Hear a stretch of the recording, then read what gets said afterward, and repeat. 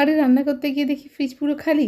ফ্রিজে কোনো সবজি নেই, শুধু কটা আলু পড়ে আছে আর এই পালং শাকটা। তো কী করা যায়, এই পালং শাক দিয়ে যা করার করতে হবে। এই শাকটাকে ভালো করে হাত দিয়ে কুচো কুচো করে কেটে ধুয়ে পরিষ্কার করে নিয়েছি। আর এই শাক দিয়ে একটা ঝাল ঝাল বেশ টেস্টি একটা রেসিপি বানিয়ে নিচ্ছি।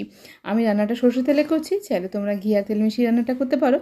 3টে মাঝারি সাইজের পেঁয়াজকে কুচো কুচো করে কেটে দিয়ে দিয়েছি। এখন তার সঙ্গে দিয়েছি 3টে টমেটো, আদা রসুন বাটা, হলুদ গুঁড়ো, জিরে গুঁড়ো দিয়েছি, আর দিয়েছি কাশ্মীরি লঙ্কার গুঁড়ো আর লাল মরিচের গুঁড়ো। ভিডিওগুলো ভালো লাগলে অবশ্যই একটা লাইক করো, চ্যানেলটাকে সাবস্ক্রাইব করে পাশে দেখো।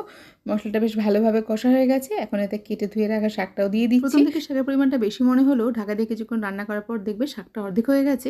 সেজন্য শাক রান্নার ক্ষেত্রে নুনের ব্যাপারটা বিশেষ লক্ষ্য রাখতে হয়। একটা আলুকে সিদ্ধ করে স্ম্যাশ করে এখানে মিশিয়ে দিয়েছি, তার সঙ্গে দিয়েছি ঘরের দুধের বেশ কিছুটা মালাই, তার সঙ্গে দিয়েছি স্বাদ মতো চিনি। শাকে একটু চিনি দিলে ভালোই লাগে।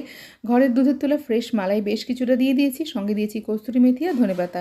ভাত বা রুটি দুটোর